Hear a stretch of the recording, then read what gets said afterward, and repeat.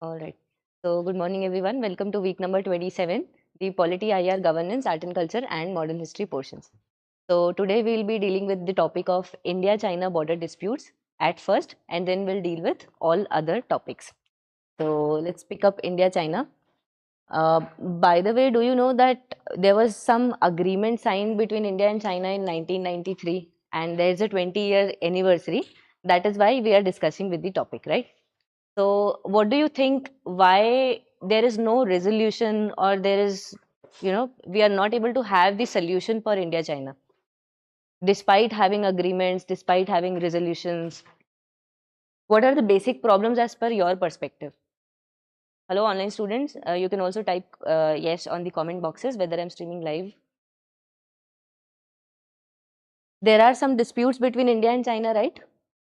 What are the disputes? Okay. Border disputes. The topic for today is border dispute. One of them is Arunachal Pradesh. So,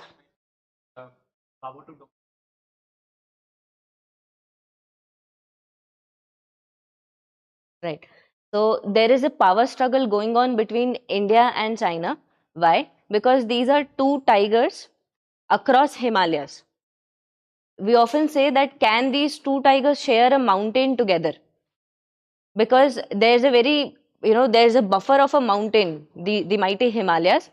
But apart from that, these two powers, right since their independence, are struggling for getting hegemony in Asia, right? Okay. Now, in this, if we have to see the border, how to hard work, I'll tell that in the end.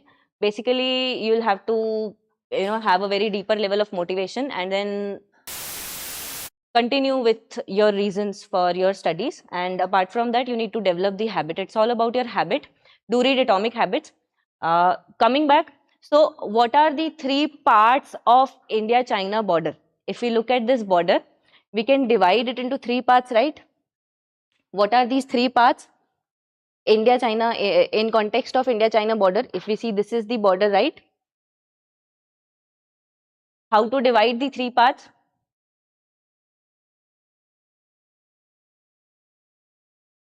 Yes, the northern part, the western part, right? Basically, the uppermost parts, the middle part, and the eastern part. We divide it as western sector, middle sector, eastern sector, right? Now, in this, if we have to understand that how the disputes have emerged, we can understand the Cotilian perspective. He had also said that, your neighbor is always your enemy. Neighbor is your enemy.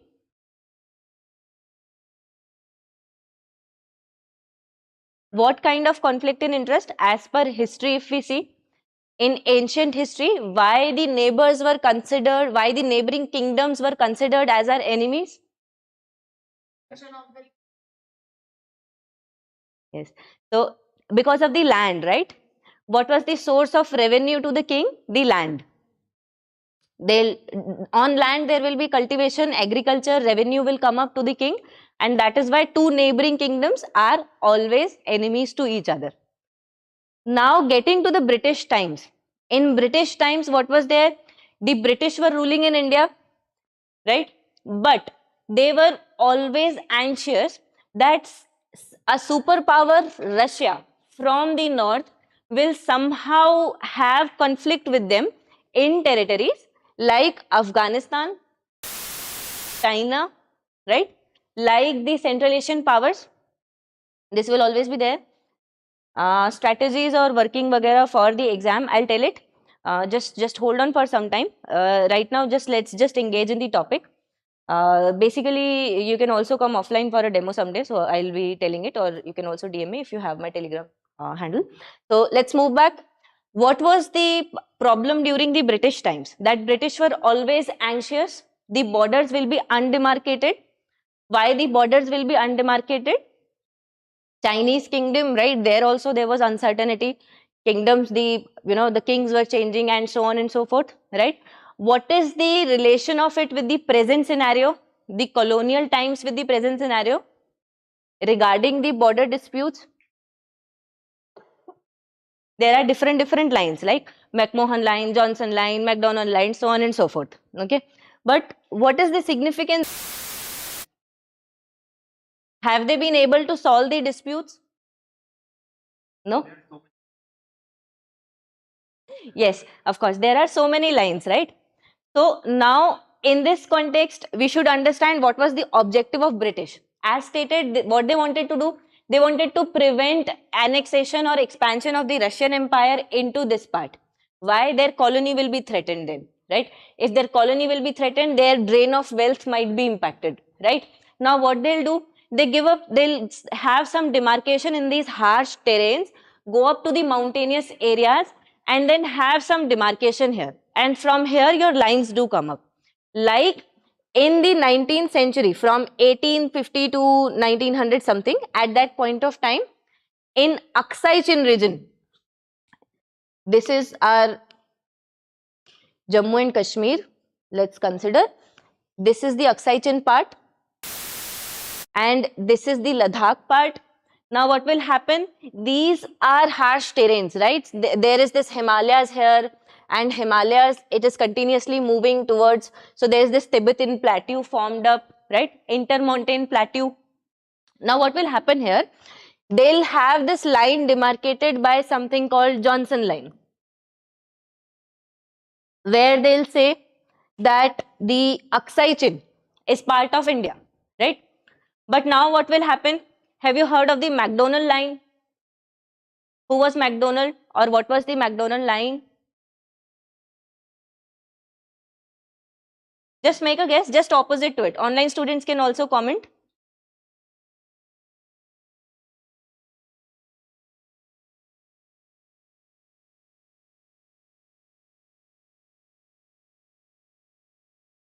In contrast to Johnson line, McDonald line will say Chin belongs to the Chinese kingdom at that point of time, right? This was the beginning of the conflict in the western sector. Why? Because the Chinese, now what happens? The Chinese refer to another line and we refer to another line.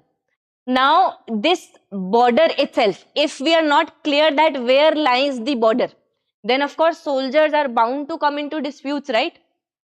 What is India's rationale? India's rationale is that we as successors of the Chinese kingdom, we have this, that there's this line and it gave Aksai China's part of India, so that's why it is part of India. What is Chinese rationale? That we have built infrastructure here, we have built roads here, we are in control of this territory, so that is why we will control this. And apart from that, there is this British committee also, this British report also, which had also given Aksai Chin to India, right? Now compare this to the of the border. This is the middle sector, right? What is the middle sector consisting of regarding India-China border? Doklam is one area. Doklam we saw as one of the exceptions in border disputes, right? But prominently, if we see, the middle sector is mostly peaceful, right? There are not much disputes we see. Then what is the problem here? Because across the border, if we see now, in recent times, from 2013, there have been 4 such disputes, minimum 4 such disputes. The intensity of the disputes is increasing. One is that, okay, there is this disputes which are happening. But one is that the disputes, the intensity of them is increasing, right? What could be the reason that across borders, if we see Arunachal Pradesh, traditionally who claims Arunachal Pradesh as part of their country? China. Why do they claim it? What is the rationale? They consider it as part of South Tibet, right? So now what's there is that if you see across the border this is happening. What could be the reason for it? Have you heard of a term called Middle Kingdom? Online students can also comment. What is Middle Kingdom as per your perspective?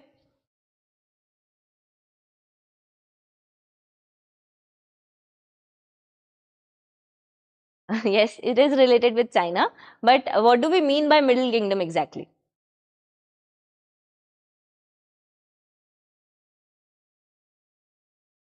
Is it an ancient or a medieval term? Middle Kingdom is an ancient term. It's a Chinese term stating that Chinese kingdom forms the middle of the entire world, entire global spectrum, the global spectrum of the global politics. So what do they mean by it is that China lies at the center of the world and all the other kingdoms are at the periphery. How is it related to present times? Because Xi Jinping is in power in China, right? There is this person and there is this expansionist ideology. Chinese think that they have to move on from their earlier ideology. What was their earlier ideology? Hello, am I streaming fine? Is the voice other students also? क्या आपकी voice क्या मेरी voice बीच में cut रही है? Mao's palm and finger strategy. Yes, I'll come to that also. I'll explain that also. Very nice. So, what was their ideology? That China should be at the center of the world. And combine that with present times Xi Jinping's expansionist strategy. What is the expansionist strategy? That now China will not hold itself. Not hold itself to the fact that they have to, hide their capacity, hide their time. What they'll do rather? They will be expansionist and they'll show their capabilities. It is time for China to rise to the global world order, right? It is there. What will the impact of it? The impact of this is that the China will expand here. And what will be their philosophy to expand here? How they'll expand?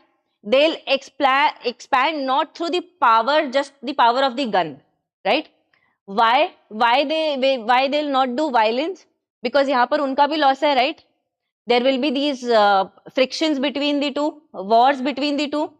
It will cause damages. So how they have to expand? They have to expand piece by piece, little by little. What do we call this strategy?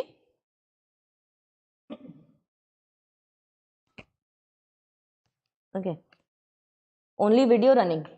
Okay, I'll just unmute if the mic.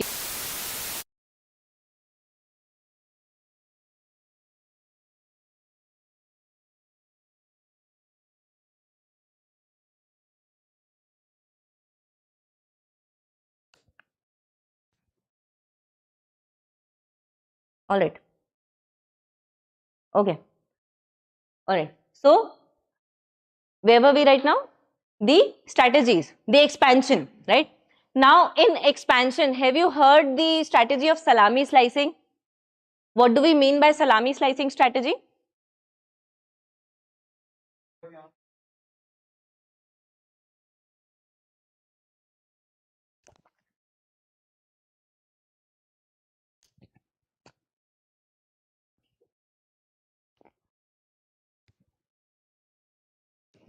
Okay.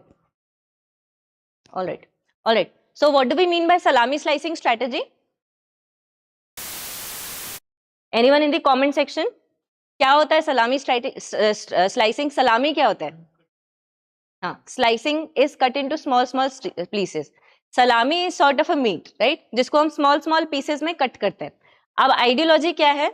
That first what you try to do, suppose this is your extent जहाँ पर आपका control है. Now you will not say that this is your boundary.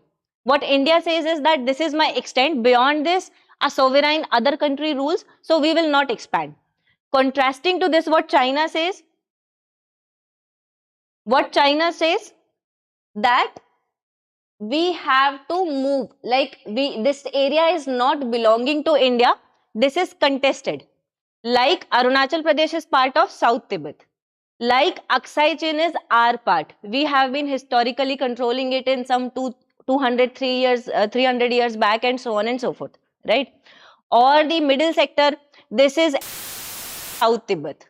Like Bhutan ki kisi century mein we had discussed earlier in class, right? That Bhutan Saktin century, what did the Chinese say? That this is part of South Tibet. This is part of extension of Arunachal Pradesh. Now what they'll do? They'll gradually expand. Like someday they'll send their civilians in the guise that okay, these are civilians and they have their huts here, completely non-controversial. Then what they'll do? They'll increase the same presence. Then what will happen? Some soldiers will come up and then they say that we have been living in this area, now this area is ours, right? So this is how kind of like expansion of oceanic circles, that is different. Gandhiji's ideology is completely different. So that we'll see later. What is Gandhiji's ideology? That is different. That we'll further discuss. That's not based on violence. So now what will happen? This will keep expanding, right? And then it will go on and increase. And this is what is salami slicing strategy. Now, how is it related to present times? How you have to remember the areas of conflicts. What are the areas of conflicts basically? For this, you need to remember the palm and the 5 fingers. What is this palm? This palm is the Tibetan landmass. If you see it from here, if beneath my palm there is China, then this is Tibet.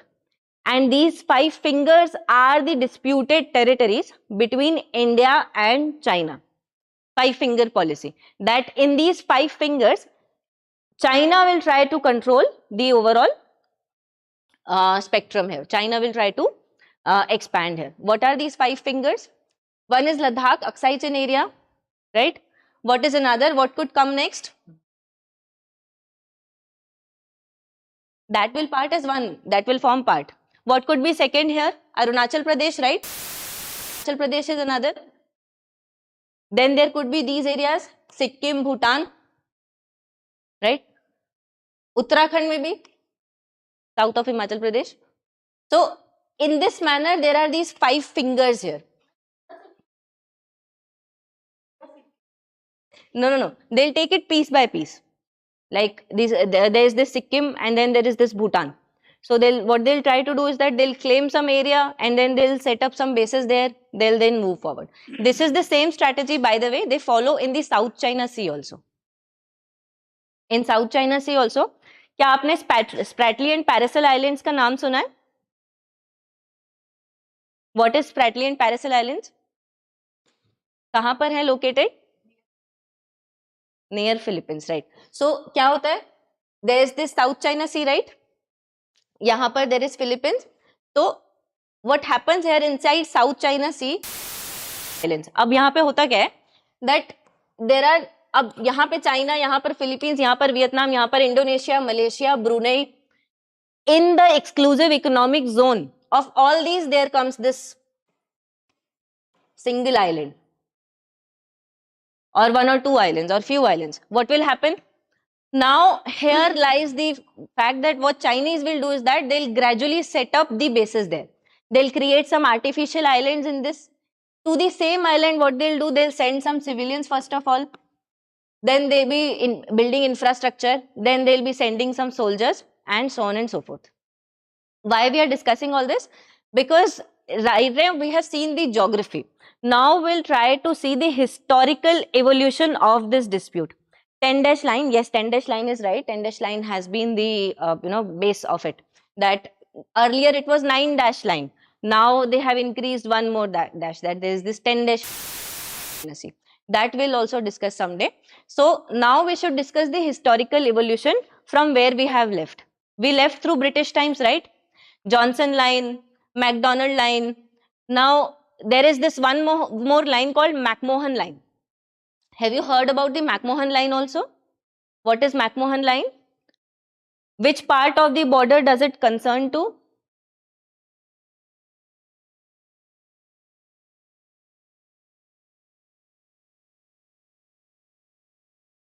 Which part of the border? Eastern, western, middle? Western border. Okay. What is the name of the line concerning the Arunachal Pradesh, basically in between India and China? That is McMahon line, right? So yes, Arunachal Pradesh is the line concerning. So these are the lines during British times. That McMahon line says that this is the extent of the boundary and India also follows this. Now we have seen the British time. Now after independence, what happened? Why? By the way, what was the reason for 1962 India-China war? Why did China decided to annex, have attack on India? क्या reasons थे? कौन से part of the border को concerning थे? What is eastern part? Arunachal Pradesh.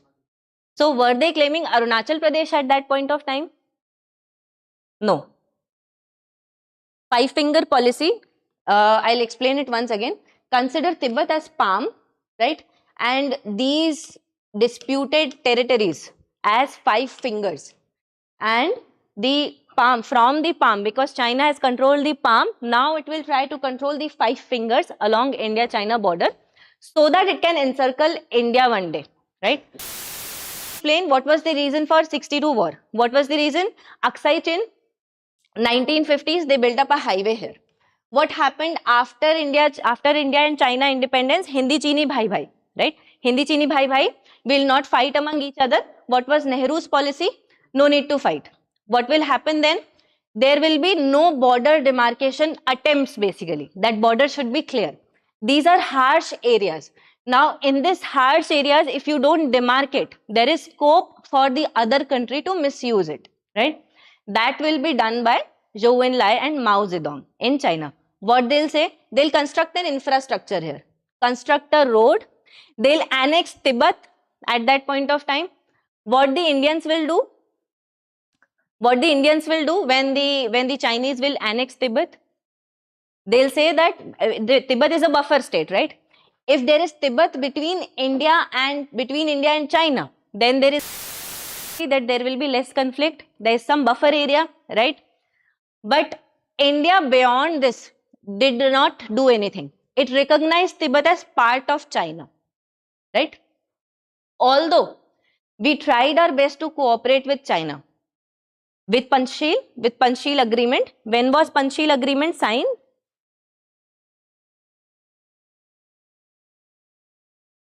1954, I think, when there was this visit. How do you remember the 5 parts of Panchsheel agreement? There's a trick to it. We went to United Nations. Okay. So, how do you remember the 5 parts of Panchsheel agreement, the 5 components? Simple. You remember it as India tried its best through Panchsheel to resolve disputes with China. What China will do? It will attack India. There will be pitai. Just to remember, just nothing intended. These are the 5 components. Just check out the 5 components of Panchsheel agreement on Google. Basically, these are the 5 components. No territorial aggression, non-interference in each other's matters, peaceful resolution of the matters, and so on and so forth. Isse connect kar lo. Just have the keywords connected to this, and this will be done, right? E for, I think, equality between the 2 states. I'll further share it in the group by connecting those 5 components with that. I used to remember like that during my preparation. So this is there. Now after this, what will happen? What will USA do? USA will think that, okay, China is expanding. Let us create some problems in Tibet, right? Then what will happen? China will be aggravated. China will think that India is also complicit with the US. Because when Dalai Lama ran from China through the territories of which territory of the Arunachal Pradesh region, from where Dalai Lama also came up. This is also one mapping part. Again, is there a voice issue? Why this issue is coming up inside the mic? I think it will subside in some time. Just bear with me for some time. So yes, which part of Arunachal Pradesh? What exactly were the Tawang? In Tawang, where? Which pass? Because there is a mountain. There has to be a pass. Sela Pass. Where is Sela Pass? There are some passes. These were in news some years back also.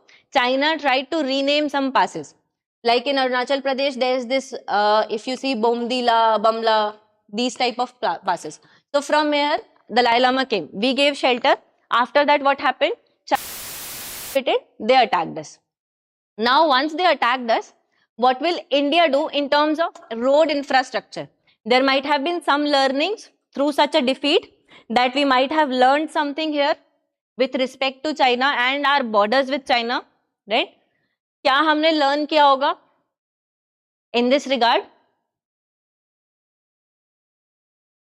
Border demarcation is necessary, but that has still not happened, right?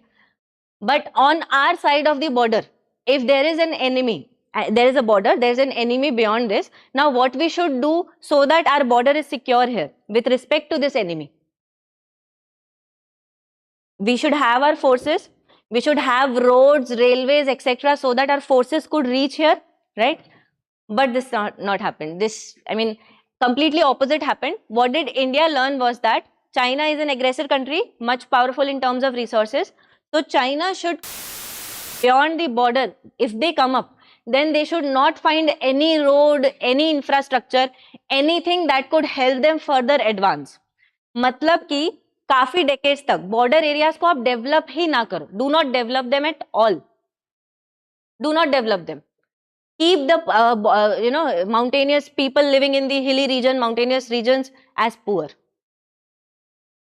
as without the basic facilities, without any connectivity. Now what will happen? This will create problem because this cannot solve the issue, right? There will be further attacks or there will be further attempts at incursions, and this happened. There was a cold peace after 1962. अब क्या होगा? Have you heard of a geography called Samdurungchu? Something called Samdurungchu, or the crisis of 1987, the border standoff of 1987.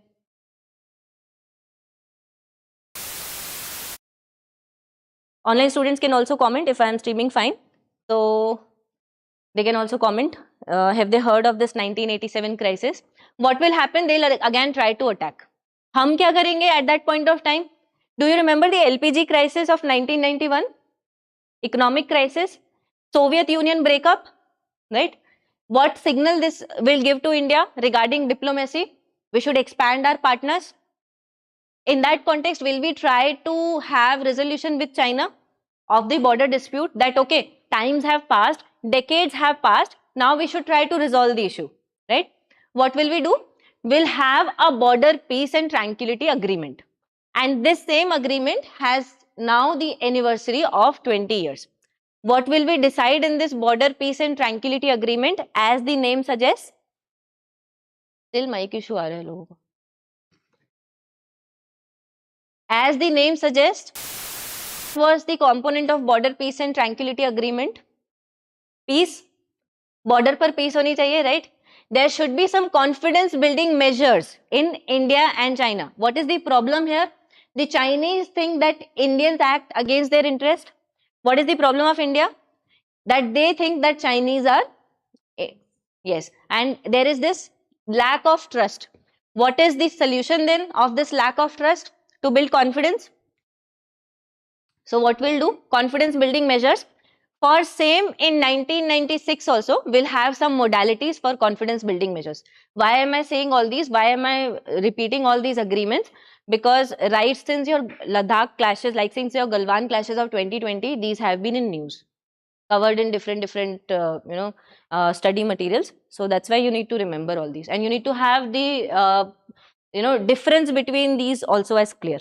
Military general level summits, mutual so what happens whenever there is an issue between the two countries and they are not agreeing upon the border? What they'll do? Map exchange कर लो. India China में exercises बहुत common होती है.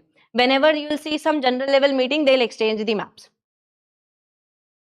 Yes, map exchange means what happens is that India says that look, this is part of India and beyond this will not claim. China will also exchange some map that okay, this is part of China, beyond this will not claim.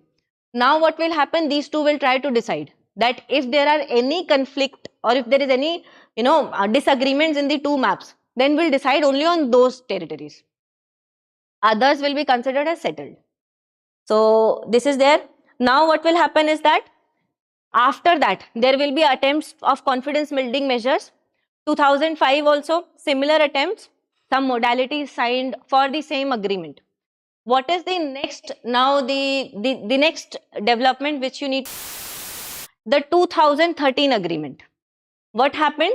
2013, do you remember UPA 2 era, problems in governance, there was this weak government, protest going on, policy paralysis overall. What will the adversary think in this regard?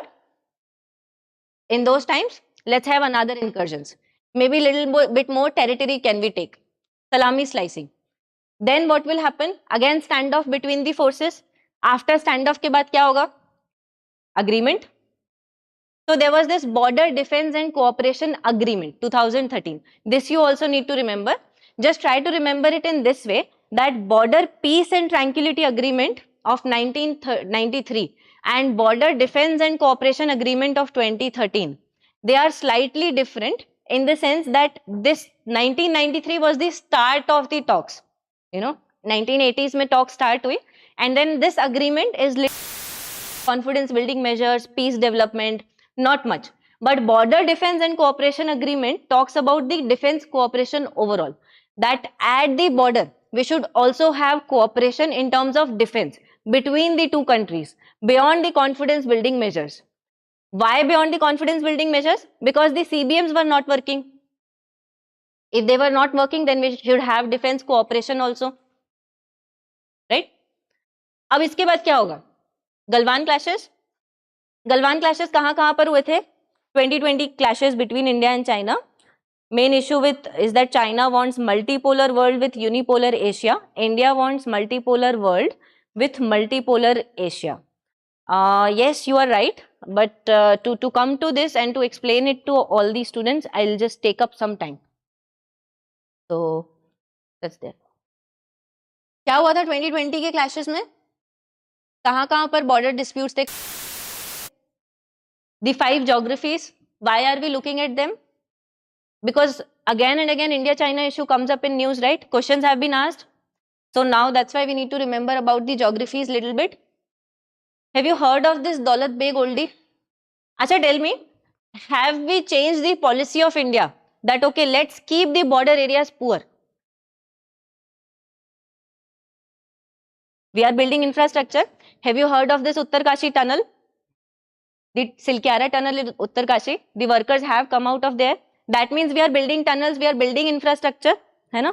That Uttarkashi tunnel was part of the Char Dham Yatra project. This Char Dham Yatra project also contains infrastructure for mobilization of forces. Hai na? Matlab, we have changed the policy. Since then, we have changed the policy 2014 se. Primarily Modi era se. You will think that this is political, but it's not political. Foreign policy is it is significantly influenced by the leaders and the PMO, Prime Minister's office overall. So that's why. 2013 ke baad we have changed the policy. Now when we have changed the policy, what will be the mindset on the other side of the border? Kya mindset hoga unka? If we build infrastructure, if we build roads, if we utilize the pandemic by the Border Roads Organization for building up of roads, building up of projects, completing the projects faster, क्या वहां पर other side of the border पे क्या reaction होगा? They have already built up. They have taken advantage that India was not building up the border, and they have already built up their forces and a lot of their infrastructure there. They have all the amenities to mobilize the forces. Now beyond this, what they'll think? Disturbance, they'll try to have some incursion. They'll try that somehow these borders are not built. They'll try that, okay, they're in terms of building border infrastructure. Now India is expanding. India is also doing expenditure. They'll try to make that costly. That India nahi build up kar paye. Because if India again builds up, China will again have to renovate that infrastructure and further build up the supplies. That will go on. Distrust hai. Distrust ki wajah se go on. Mobilization will go on. Right? So what happens here is that this is the reason because of which the incursions of Chinese, the standoffs have increased in the recent times.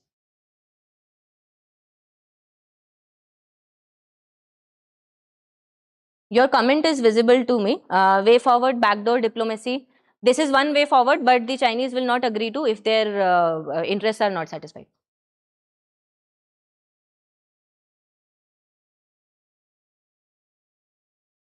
Can we do the same? Can we also do incursions into China? Can we also have the points there?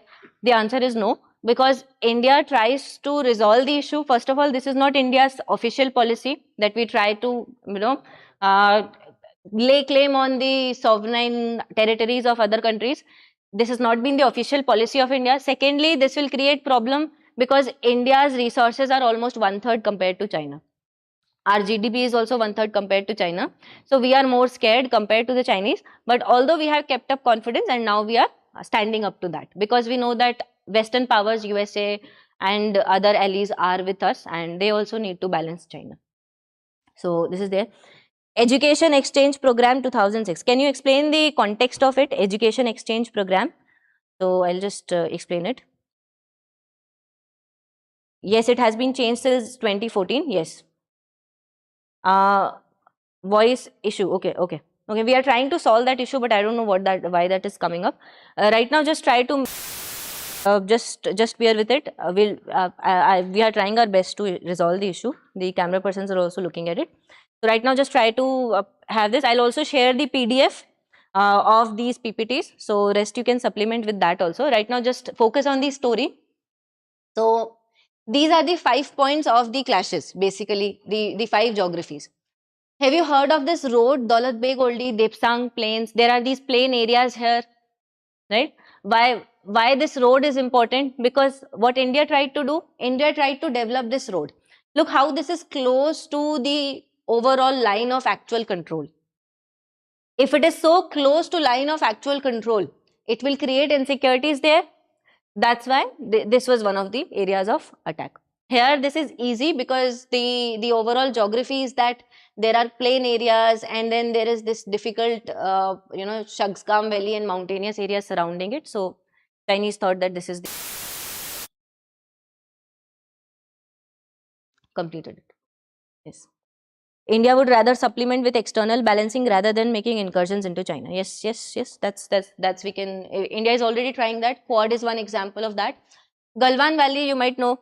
Galwan River, Galwan Valley, the river valley, right? So there is this river which flows from here. Pangong Tso Lake, have you heard? Ladakh, part of Ladakh. So what is the issue at Pangong Tso?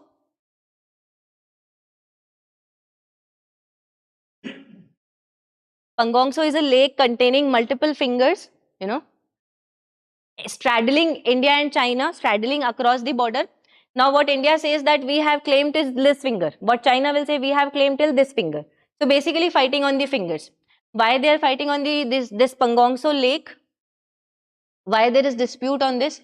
Why not just agree? Because this is at a bend. This is at a level that this is at a bend, so that if you allow the Chinese, okay, your claim lies into this will be straight going into our territory. So this is strategically not possible. So that's why. Then we have south bank of Pangong Tso and the Chumar Plains also. Here also there is this dispute. We just need to remember these geographies because this is important for your exam. China claims 2/3 part of the lake. Yes. So then we have the hot springs here, another territory of dispute, right? So these are the 5 geographies. Now this was about the dispute, but what could be the way forward of it?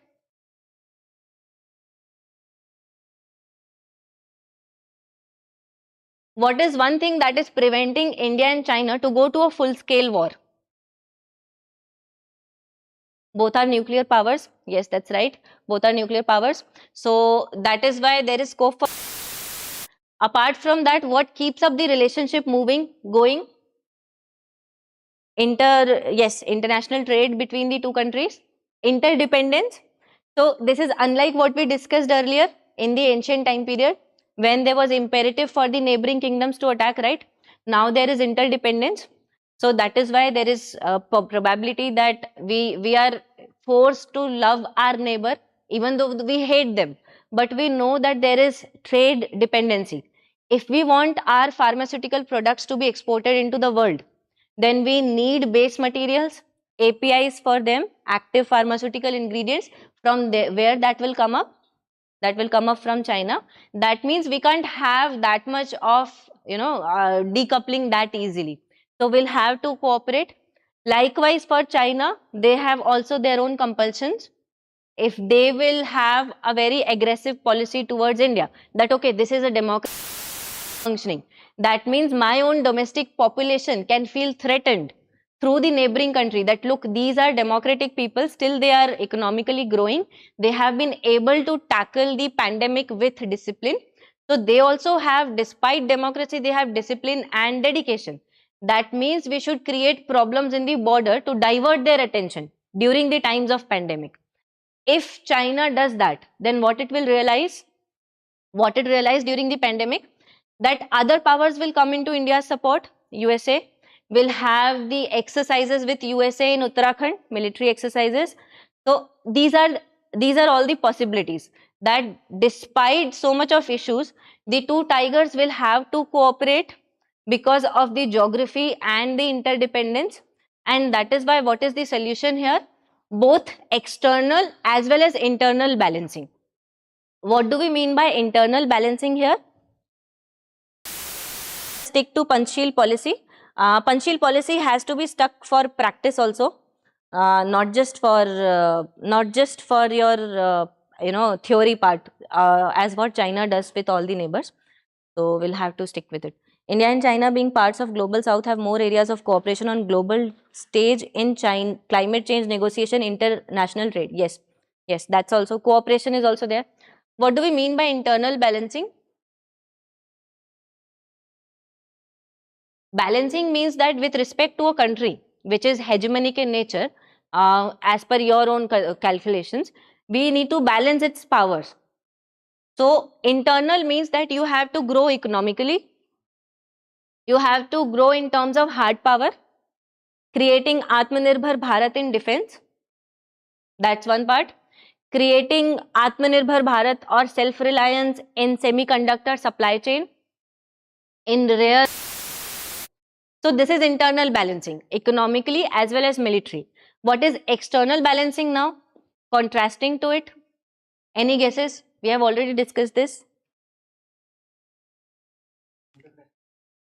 Alliances, Quad is one part. How Quad has come up? They observed the same type of salami slicing strategy in South China Sea. That is why it has come up. Likewise, we are cooperating with the US to diversify our defense supplies, to get more weapons, armaments, to get more cooperation in the frontier areas also of defense, emerging technologies, right? Science and tech, AI and all. BRICS, I don't think we can use it, because in BRICS there are these 5 countries. Among them, China is the major player there, and China is driving the agenda of the BRICS now. We already do that. We already, in terms of defense supplies also, to use that, but there are now limits to that, because as we have seen, both Russia and China are feeling the heat of the Western world. So the Russia-China bonhomie is increasing. That is why there are limits to, that is why we are diversifying our defense supplies also now. This is there. So this is the idea, external plus internal balancing. And then there was this one more suggestion which was given, which was important in this regard. So yes, basically about cooperation, that cooperation in the emerging areas, because India and China also face the similar types of problems. Both are part of developing world. Did we discuss in the last class about the third world, developing world, global south? Both are part of global south, right? Similar problems faced by global south across the world. What are those problems? Climate change, global warming, environmental challenges. Then yes, financial multilateral issues with the financial institutions, IMF, etc., regarding their say. Reforming multilateralism, having their say in the multilateral institutions. Which type of institutions? World Bank, WTO, United Nations, that part. Apart from that, what are the problems? Militarization, national boundaries are too much, right? So this creates problems. Militarization creates problem for poverty. If you have poverty, hunger, illiteracy, you should focus on that. But rather you focus on conflicts. So that also we can highlight. And that is why India and China have scope to cooperate also. So what is the solution now for India and China? Multiple paths, external as well as internal balancing, and then apart from that, cooperation in the emerging areas. And basically staying upfront, staying confident, because staying affirm at the bottom. this doesn't become another bargaining point for India, that India has to give up the territories again and again as a sort of bargaining tool for peace. How China is part of global south? China is developed, but when the terminologies were being created in 1950s, 60s, 70s, at that point of time, China was not developed. China had started developing. Yes, officially China is still developing. Yes, China claims themselves as developing. Why they claim themselves? Because there are benefits to it. If they'll claim themselves as developed, they'll lose the tariff exemptions and all somehow little bit if they have any tariff exemptions in the Western world with regard to entry of goods into European Union, USA.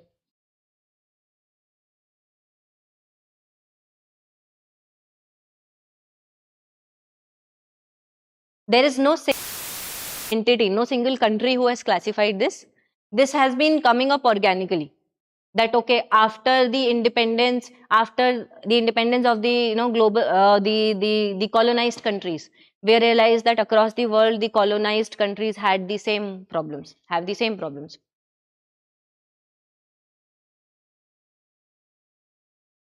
These are also the developed, least developed, developing terms. Yes, the developed, least developed, developing terms, these are also self-described by the countries, not defined as per by official criteria. The countries have the freedom to describe themselves as developed, least developed, developing as per the WTO criteria also. That is why there is this dispute, because USA says that you remove China out of the developed category. As South Koreans, I think South Koreans have done this themselves, South Koreans or Japanese, they have removed themselves out of the category. They don't want tariff exemptions now. Anyways, they are the financial center of the world, तो उतना effect नहीं पड़ेगा उनको. So this is the Samdurum-Chu crisis, 1987 crisis. Basically, again, standoff between India and China. Yes, yes, this like this, but no soldier casualties as such. So this I have written somewhere. Yes. I think it is in Ladakh, but I'll check again once. Either it is in Ladakh or Arunachal Pradesh. So, confidence building measures are also required. Yes, confidence building measures are required, but basically balancing I think will also will help more, because realism, having a practical and realist policy is the backdrop, is the most, realism is the most important relations till now. Most important aspects of this friction is the least amount of people to people contacts, no other neighboring. Yes, as per the, if we see that if we want to increase the confidence in long term confidence building measures, then one suggestion is that apart from the trade is a compulsion. Apart from that, increase people to people ties. That you need, because for a long time, there was no direct flight between Delhi and Beijing. So we need to increase the people-to-people connections. How does it help the people-to-people connections in reducing the frictions? How will people-to-people connections help?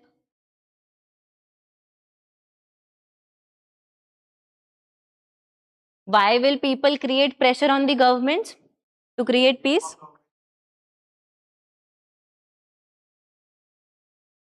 Actually, when people-to-people connections increase, the misunderstandings reduce.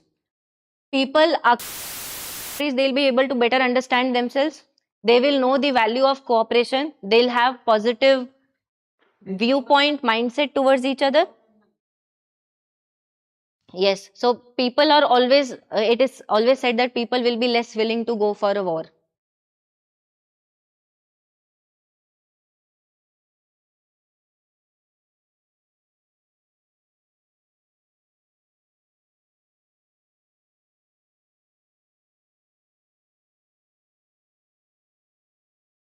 We have already, so that's a good point, that BRICS invited Pakistan for membership, and we are also looking that BRICS is being driven by China. So what India is doing is that India is turning pro-US. This has been visible right since many years.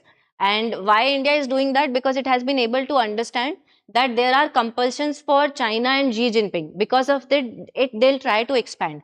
Like you see, pandemic. What I just, there is democracy in India, so they are fearful, so they'll try to create some problems on border. But in their domestic concerns also, Xi Jinping knows that domestically there is no democracy there, there is authoritarianism, people are only happy by economy. So when they'll have their zero COVID policy, then they'll have to divert the attention of the domestic people. So they'll try to create some problems on the border. India knows that vis-a-vis China, there are things beyond their control. And for that, and because of the resource differential between India and China, India will have to collaborate with the USA. But even then, even while collaborating with the USA, India doesn't comply completely to the USA. Why India doesn't comply completely? Because it doesn't want to be a swing state, either under control of the Chinese or under the control of the USA. What India tells itself, it is strategically autonomous. Our decision.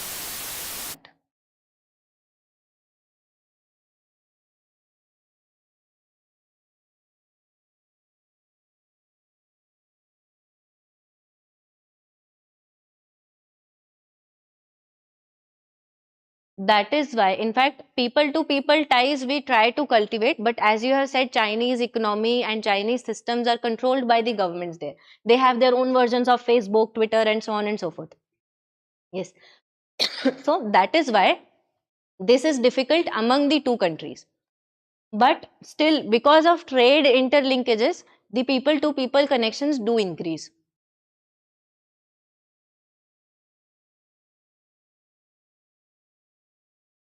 Yes, we don't trust them. India doesn't trust them, as has been visible from our official policy. So yes. So that's them, and I think these type of border standoffs will continue till the time period when India has changed the status quo completely. What was the earlier status quo? No infrastructure. Chinese were just developing. Now what is the scenario? India has started building roads. Now till the time period, India has completely changed the status quo. That India has also sufficient infrastructure so that nobody could leverage it. Nobody could arm twist India. Till that time period, these standoffs would continue. But because there are compulsions between India and China also, nuclear powers, economic trade, and so on and so forth, emerging challenges, that is why there is possibility that we can still prevent conflict. Frictions will continue, small disputes will continue, standoffs will continue. But if India stands confident, if the other side knows that in war their damage will be equally harmful and they'll not be able to win the war, high cost, then what will happen? India will be able to stand its ground and then we'll be able to manage the conflicts. Basically, it's about manage the conflicts rather than ensuring peace. Peace is still a very far-fetched concept. All right, so I'll switch off the live section now. Thank you very much, aspirants, for cooperating despite the mic issue. We'll try next time that you don't face any issues regarding the mic also. So, and we'll try resolving the issue, whatever was it. So, thank you very much, and we'll meet next week. Okay. Regarding this class, we'll just take a 5 minutes break and then we'll start again with all the topics left. Okay. Okay. And we'll also take up some further doubts if there are any in this.